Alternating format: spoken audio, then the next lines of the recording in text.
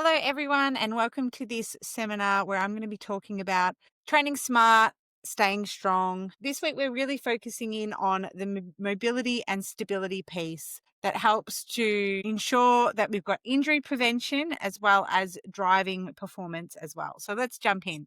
So first of all, I think everyone's game is to stay pain-free and injury-free when they're training. The reason why we know this is so important is because we know that as soon as we are in pain, inflamed, uncomfortable, that's going to be creating a negative training effect and your ability to get back to the gym and create that stimulus again. So time away from the gym, we know can be very detrimental when it's linked to injury and being in pain. We know that rest and recovery is obviously very important, but we want to be minimizing the amount of time that we might be laid out because of something that could have been avoided. So this session, we really want to break down mobility, stability, why they're so important, and how they work together to create a body that you can actually train to make stronger. So we'll unpack the difference between tightness and weakness. And there's definitely certain joints in your body that crave stability.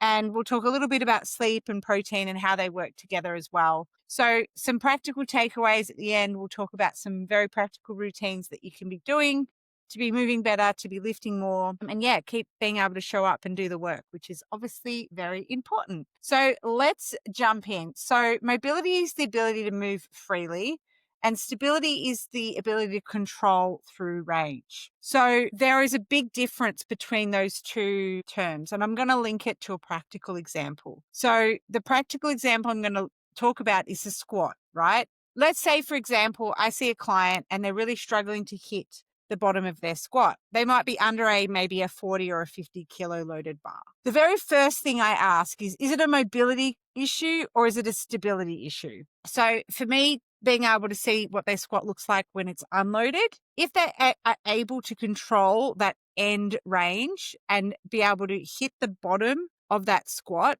when it's unloaded, okay, that shows me that they've got the mobility to do so.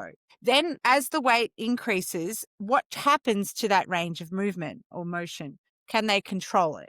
And this is typically, unfortunately, what I see a lot of the time is that that person will lack end range stability. So while they could probably perform a very good looking back squat with a 20 kilo bar, they can't replicate it necessarily with a loaded bar. And that is telling me that they need to spend more time working on the stability of that movement, of being able to actually control that weight and still be able to move through full range. So in some cases, it means pulling weight off the bar. Other cases, it might mean adding in extra exercises. Sometimes it might mean playing around with some programming structure, like adding tempo or pauses, and getting that client being really comfortable in that bottom position. If it's a mobility issue, and I note that that person really struggles to hit the bottom of their squat when it's unloaded as well as loaded, then from there, we are then trying to assess what joints and what body parts are lacking mobility. And we have a couple of options there. We can definitely do extra things that work on mobility, and that's going to be, a bit of a slow, gradual process. Or we could be modifying the exercises so that we're working a little bit more with that body and that body's anatomy so that they can still perform the exercise safely, loaded, and with as big a range as possible. Or we could do a combination of the two. Common weak links in women that we typically see is, shoulders, hips, knees. And that's often linked to poor pelvic balance. So we might have one side of the pelvis that's outperforming the other. So whether that's like parts of the glutes, hamstrings, adductors, or just globally we have poor glute or core under activation or lack of strength. So there's a few things that you'll note that we do at 23W that we really want to prioritize. One is a good warm up. So as you get older, warming up properly becomes more and more important because our bodies need it. So, in my 20s and early 30s, I barely warmed up. I'd pretty much go straight into the exercise and then off I would go. Nowadays, I take a very different approach because in my warm up, I'm doing exercises that will help activate and engage certain muscles so that they're primed, ready to come on when I'm using them for big movements. So particularly things around internal and external rotation of the shoulders, thoracic mobility, thoracic rotation for me. If I tend to skip that and go straight into the heavy upper body work, I will occasionally run into issues where I'm jamming up my neck. I get little back tightnesses, which then give me headaches and again, not very comfortable. So we want to always include some level of dynamic warm up and consistent mobility drills to be able to really enhance performance. This is also where I will generally put in my prehab exercises. So exercises I know that are really good for me to help work on imbalances. So often people think during a warm up, it's just to warm the muscles up, not to work them.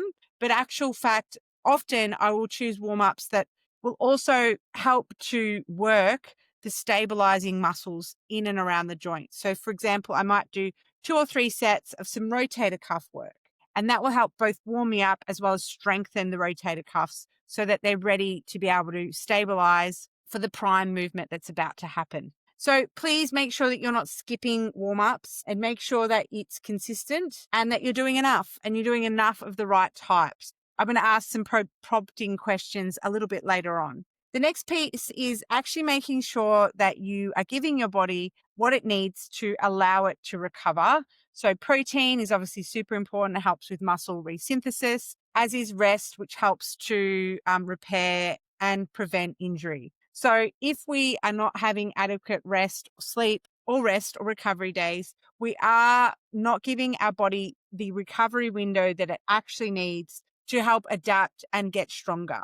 And therefore, we're always going to be then going into the training sessions a little bit under recovered, a little bit cooked, and that will be exposing you more likely to injury as well. So it's really important for you to know where your recovery point is at. And everyone has a different amount that they can recover from. So it's really important that you don't compare yourself with a trainer or someone you see online or even somebody else in the gym, because everyone's ability to recover is very individualized and only you know it. So make sure you respect that and err on the side of caution. As somebody that, as I said, I've seen this happen time and time again, is that you ignore the little warning signs and those little warning signs end up adding up along the way. And then you end up, laid up because you didn't respect where the body was at. So a couple little prompts to get you guys thinking before we wrap things up. What are areas of your body that always feel tight or unstable? So tightness and weakness are often linked, and sometimes tightness is caused by weakness. It's an interesting one to think about, but think about where you are tight. So for example, I'm always a little bit tighter on my left hip than my right side. And that's because I've got a weakness in my left glutes and my internal rotation on my left side. So my left hip is always just a little bit more pinchy than my right side. This could also be linked to pelvic floor.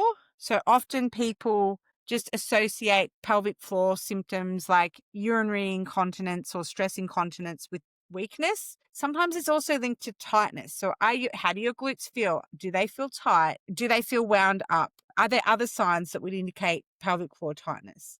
So always just guess, not guess, always second guess what's going on in your body to try and then troubleshoot what's going on. So have a think, in what areas of your body do you always feel a little bit tight? I always feel a bit tight through my mid back. So I spend a bit more time doing more rotation and extension to help free up that space. I also tend to be a little more trap heavy, and tight through the lats. So again, that kind of creates that tightness. So then when it comes to strengthening exercises, I really make sure in my programming, excuse me, I've got a hair in my mouth, that I'm doing lots of exercises that help strengthen up the postural muscles, that help pull my shoulder blades back and down without flaring out my ribs.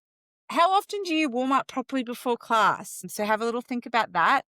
And then do you do any little mini routines at home? So do you have a foam roller? Do you have a myo ball? We are going to be having some new myo balls coming into the studio over the next few weeks, hopefully. And could you make that a regular part of your routine? So in our little journal books for the Spring into Action, there are a couple of short videos that you can follow for specific body parts. If you need something a bit more bespoke, make sure you reach out to your coach who can load something up in your app. And that's it for me, guys. I want you to really think about this one. What areas are you tight? Where do you feel unstable? What exercises are you progressing in?